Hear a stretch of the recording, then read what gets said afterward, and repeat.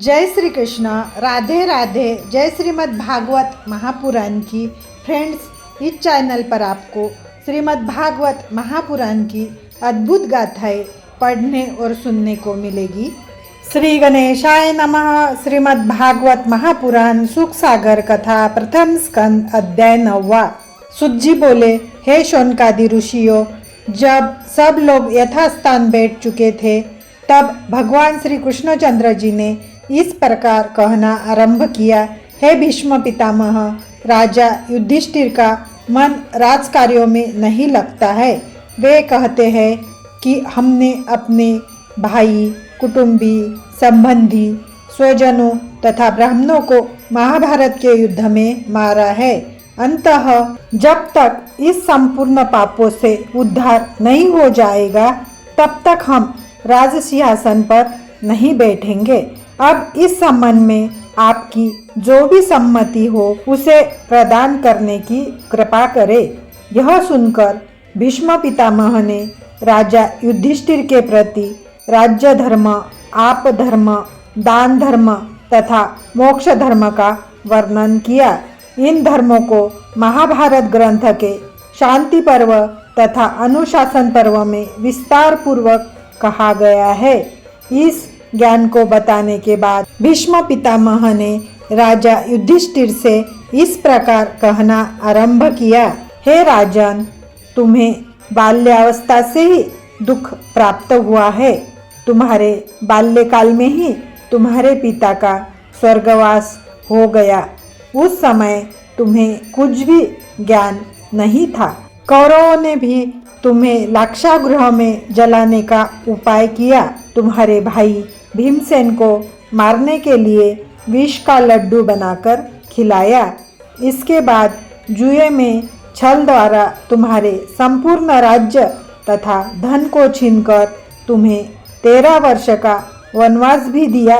उस वनवास की अवधि में तुमने अपने चारों भाइयों तथा द्रौपदी के साथ अनेक कष्टों को उठाया। यदि तुम यह कहते हो कि धर्मात्मा मनुष्य को कभी कष्ट नहीं उठाना पड़ता, तो भला यह बताओ कि तुम पांचों भाइयों को, जिनमें अर्जुन और भीम अत्यंत बलवान हैं, तथा तुम्हारी द्रौपदी जैसी पतिव्रता स्त्री को इतना कष्ट क्यों उठाना पड़ा? इसके अतिरिक्त जहाँ भगवान श्री कृष्णचंद्र जी के नाम की चर्चा रहती है, वहाँ किसी प्रकार का कष्ट नहीं होता। फिर भी तुम्हें यह देखना पड़ा कि साक्षात परब्रह्म श्री कृष्णचंद्र जी सदैव तुम्हारे साथ रहे और तुम निरंतर दुख ही उठाते रहे। हे राजन, इन सब बातों को देखते हुए यह विश्वास कर लेना चाहिए कि जो होना है वो तो होकर ही रहता है, उसे कोई नहीं टाल सकता। प्रत्येक प्राणी को अपने पिछले जन्म के कर्मों के हिसाब से ही सुख और दुख उठाना पड़ता है। परमेश्वर की लीला के इस भेद को कोई नहीं जानता है कि वे कब क्या करने वाले हैं। वे जो चाहते हैं वही होता है।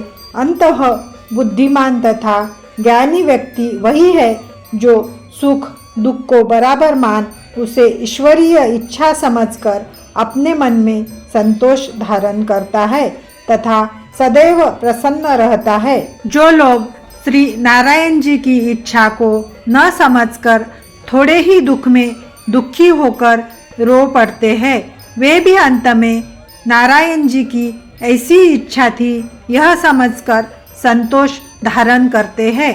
परंतु ऐसे व्यक्ति को महामूर्ख समझना चाहिए। हे राजन, मनुष्य के द्वारा चिंता तथा परिश्रम करने से कुछ नहीं होता है। होता वही है जो प्रभु की इच्छा होती है।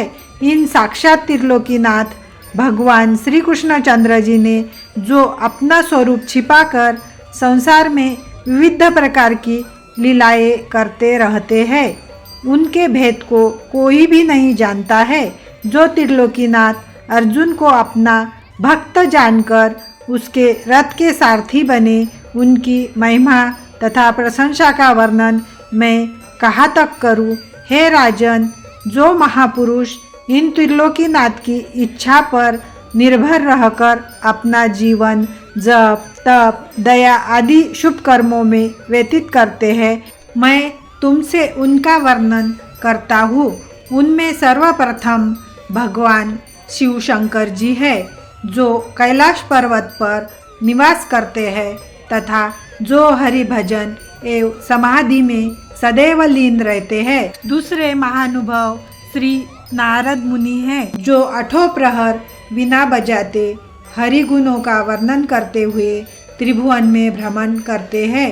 ज्योति स्वरूप परब्रह्म के ध्यान के अतिरिक्त उन्हें भी कोई दूसरा काम नहीं है। तीसरे व्यक्ति मुनि कपिल देव जी है, जो गंगा सागर के संगम पर अकेले बैठे हुए परब्रह्म प्रभु का जप एवं ध्यान किया करते हैं। चौथे श्री सुखदेव जी है, जो संसारी मोह माया जाल से पृथक रहकर 8 प्रहर भगवान श्री वैकुंठनाथ जी की लीलाओं का वर्णन किया करते हैं। पांचवे राजा बलि है, जिन्होंने यह देखा कि भगवान श्री श्याम सुंदर की इच्छा उन्हें राज सिंहासन पर न रहने देने की है। तब उन्होंने अपना संपूर्ण राज्य श्री भगवान के वामन अवतार को समर्पित कर दिया। अंतः हे युधिष्ठिर, तुम जो अपने मन में यह समझ रहे हो कि मैंने अपने भाइयों कुटुंबियों तथा ब्राह्मणों को मारा है, सो तुम्हें वास्तव में ऐसा नहीं समझना चाहिए। तुम हो कौन और तुमने किया भी क्या है? जो कुछ हुआ है वह सब श्री नारायण जी की इच्छा से ही हुआ है। उन्होंने जब जो चाहा वही किया है और भविष्य में भी जब जो चाहेंगे वही करेंगे। इसलिए हे युधिष्ठिर, तुम अपने मन से इन चिंता को निकाल दो तथा जो हुआ है उसे श्री नारायण जी की इच्छा समझकर शोक मुक्त हो जाओ। तदुपरांत यज्ञ करके अपने पाप से निवृत्त हो जाओ। प्रजा का पालन करना तुम्हारा धर्म है। यदि तुम राज्य नहीं करोगे तो तुम्हें और भी अधिक पाप लगेगा। इतनी कथा सुनाकर सूत जी ने कहा, हे ऋषियों, जिस समय भीष्म पितामह राजा युधिष्ठिर को समझा रहे थे, उस समय द्रौपदी भी वही बैठी हुई थी, उनके उपदेश को सुन रही थी। जिस समय भीष्म पितामह ने धर्मोपदेश करते हुए यह बात कही कि जिस सभा में कोई व्यक्ति अधर्म करने की इच्छा करे, उस समय यदि कोई धर्मात्मा व्यक्ति उस सभा में उपस्थित हो तो उसे चाहिए कि वह उस व्यक्ति को अधर्म करने से रोक दे, और यदि उसमें रोकने की सामर्थ्य न हो तो स्वयं ही उस सभा से उठकर चला जाए तथा श्री नारायण जी का ध्यान करे। भीष्म पितामह के मुख से इन शब्दों को सुनकर द्रौपदी ने राजा युधिष्ठिर तथा अर्जुन की ओर देखकर पहले तो मुस्कुरा दिया, परंतु फिर मन में लज्जित होकर यह विचार किया कि जिस समय धर्मात्मा भीष्म पितामह के सम्मुख कौरव सभा में दुर्योधन ने दुशासन को मेरा चीर उतारने को कहा तथा मुझे अपनी जंघा पर बैठने की आज्ञा दी थी, उस समय उस दुर्दशा में भी मेरे प्राण इस शरीर से बाहर क्यों नहीं निकल गए, जो मैं अभी तक जीवित रहकर लोगों को अपना मुख दिखला रही हूँ। इस विचार के आते ही द्रौपदी मन ही मन स्वयं को धिक्कारने लगी। उस समय द्रौपदी के मलिन मुख को देखकर भीष्म पितामह ने अपनी ज्ञान दृष्टि द्वारा उनके हृदय के भावों को पहचान लिया। तब वे द्रौपदी को समझाते हुए इस प्रकार कहने लगे, हे पुत्री, तुम अपने मन में किसी प्रकार का शोक मत करो, क्योंकि वह सब अपराध मेरे ऊपर है। जिस समय कौरव सभा में मैं बैठा हुआ था तथा दुर्योधन अधर्म करना चाह रहा था, उस समय यदि मैं मना कर देता तो वह उस अधर्म को कदापि नहीं कर सकता था, परंतु उस समय मुझे कुछ भी ज्ञान नहीं हो रहा था। हे पुत्री, तुम निश्चिंत जानो कि उस समय भगवान श्याम सुंदर की इच्छा उसी प्रकार की थी। उनकी इच्छा में किसी की बुद्धि अपना कार्य नहीं कर सकती। इसका एक दूसरा कारण यह भी है कि कोई व्यक्ति कितना भी ज्ञानी अथवा धर्मात्मा क्यों न हो, यदि वह अधर्मी के साथ रहता है तो उसके संग दोष के कारण ज्ञान नष्ट हो जाता है और उस समय पर काम नहीं आता।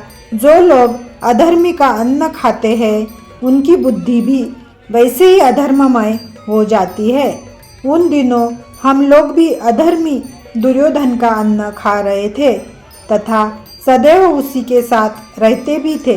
इस कारण उन दिनों मुझे भी धर्म अधर्म का विचार नहीं हो रहा था। अब मुझे अधर्मी दुर्योधन का अन्न जल छोड़े हुए तथा इस शरशैया पर सोते हुए 56 दिन व्यतीत हो चुके हैं। अंततः दुर्योधन के अन्न का विकार एवं संगति का प्रभाव मेरे ऊपर से हट गया है। इसी कारण मुझे आज यह ज्ञान पूर्ण प्राप्त हुआ है। हे पुत्री, इस संबंध में मैं तुम्हें महाभारत का एक दृष्टांत सुनाता हूँ। तुम उसे मन लगाकर सुनो।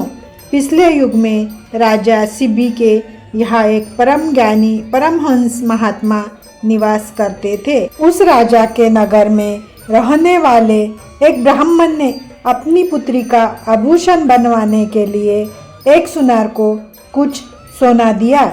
सुनार ने सोने को चुराकर पित्तल का आभूषण बना दिया तथा उसके ऊपर सोने का पानी चढ़ाकर ब्राह्मण को दे दिया। ब्राह्मण ने उसकी कोई जांच किए बिना वह आभूषण अपनी पुत्री को पहना दिया।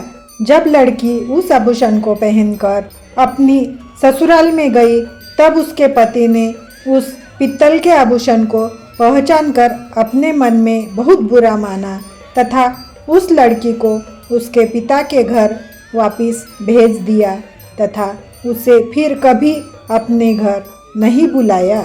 यह गति देखकर ब्राह्मण ने राजा के दरबार में जाकर सब कथा कही तथा न्याय की भिक्षा मांगी। तब राजा ने उस सुनार का अपराध सत्य जानकर उसका सब अन्न तथा धन छीनकर अपने राजकोष में भिजवा दिया। एक दिन उस सुनार के अन्न से राजगृह में भोजन बनाया गया। उस भोजन का कुछ भाग उन परमहंस महात्मा ने खाया। तब उनके मन में उसका ऐसा प्रभाव उत्पन्न हुआ कि उन्होंने राजा के यहाँ पर चोरी करने का निश्चय किया। उसी निश्चय में उन्होंने महारानी का एक अत्यंत सुंदर रत्न जड़ित हार को चुरा लिया। क्योंकि वह महात्मा राजमहल में बिना रोक टोक कहीं भी जा सकते थे। तदुपरांत उन्होंने उस हार को एक वस्त्र में लपेटकर अपने पास ही रख लिया तथा 3 दिन तक भोजन करने के लिए राजमहल में नहीं गए। 3 दिन तक निरंतर उपवास करने के कारण जब उनके पेट से सुनार के अन्न भक्षण का प्रभाव नष्ट हो गया तब उन्हें यह ज्ञान उत्पन्न हुआ कि मैंने यह कैसा दुष्कर्म कर डाला है। इस पाप के कारण तो मुझे नरक लोक की घोर यातना भोगनी पड़ेगी।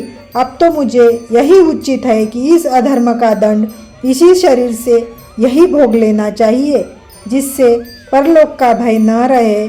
ऐसा विचार करके वे परमहंस राजा के पास जा पहुँचे तथा उसे अपने चोरी का सब हाल बता देने के पश्चात इस प्रकार कहने लगे कि हे पृथ्वीराज, आप इस अधर्म के दंड स्वरूप मेरे दोनों हाथ काट डालिए ताकि मैं अपने अधर्म का भोग इसी जन्म में भोग लूँ। परमहंस के यह वचन सुनकर राजा ने उदास होकर पंडितों से पूछा कि परमहंस का इस प्रकार से चित्त बदल जाने का क्या कारण है, जो इन्होंने पहले तो हार को चुरा लिया और अब मेरे पास आकर इस प्रकार की बात कह रहे हैं। राजा की बात सुनकर पंडितों ने अपनी विद्या से विचार करके कहा, हे राजन, जिस दिन इन परमहंस महात्मा ने यह हार चुराया उस दिन उन्होंने किसी अधर्मी का अन्न खाया होगा। इसी कारण इनकी बुद्धि उस समय भ्रष्ट हो गई थी। पंडितों की बात सुनकर राजा ने जब पूछताछ की तो उसे पता लगा कि उस दिन उन्होंने उस पापी सुनार का अन्न खाया था।